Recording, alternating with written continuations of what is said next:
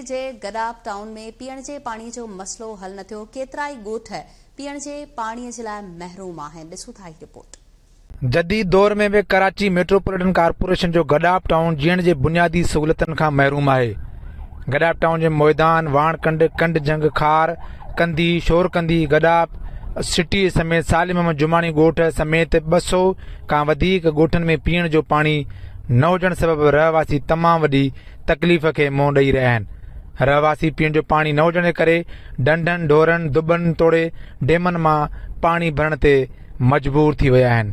गडाब town जे रहवासियुनि जो केटी news सां ॻाल्हाईंदे चवण आहे त असांजो सभ खां वॾो जेको बुनियादी मसलो पाणीअ जो आहे, जेको टूल प्लाज़ा खां जेको पंपिंग पाणी कंदी आहे, हीअ मेन सिटी गडाब जी जेकी मेन टैंकी स्टोरेज टैंकी आहे, हिन ताईं अञा तक हिकु कतरो बि न पहुतो आहे।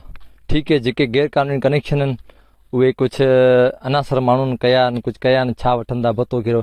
ग़रीब माण्हू आवाम या रही परेशान गडाब जे हिते 2 स्टॉक बनिया पिया आहिनि। हिकिड़ो ही थोरो ॾेखारियो हिनखे वीडियो में। जी जी जी ठीकु है। हिकिड़ो स्टॉक बनियो पियो माशाल्लाह इलाही वॾो आहे, हिते किरोड़नि जो कमु थियल आहे। ठीकु है, हितां जा हिकिड़ो पाणी जो बि कतरो न आहे आयो। ठीकु है, न मशीनरी आहे हिते न कुझु सप्लायर त दूर जी ॻाल्हि आहे। हिते टैंकी में बि स्टॉक अञा नाहे थियो। कुझु बि कोन्हे, असीं मजबूर थिया आहियूं। तॾहिं पाणी पैसे ते वठो त पैसे वारो पाणी असांखे त पुॼे ई कोन थो।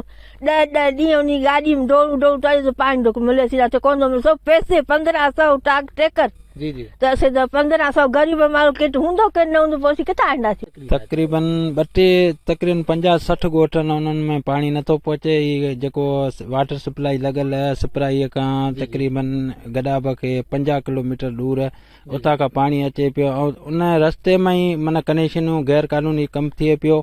ऐं उन खां अलावा जेको मेन चीज़ गडाब खे पाणी मिलियो उहो गडाब खे पाणी पहुचे ई नथो।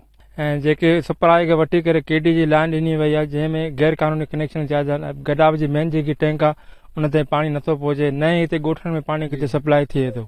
जी बिल्कुलु पाणी ख़राबु आहे। त असां हिते जेके बोरिंग कराईंदा आहियूं उहे 300-400 फुट ते बोरिंग पाणी, ऐं उहो बि खारो ऐं कड़ो पाणी जेको पीअण जे क़ाबिल। पाणी ॿाहिरि बाग़नि में बाग़ीचनि में भरिजंदा आहिनि, बाक़ी पाणी जी जेकी सहूलियत उहा असां वटि न आहे। कैमरामैन टीम सां गॾु वहीद मुराद सियाल, गडाब मलीर, कराची।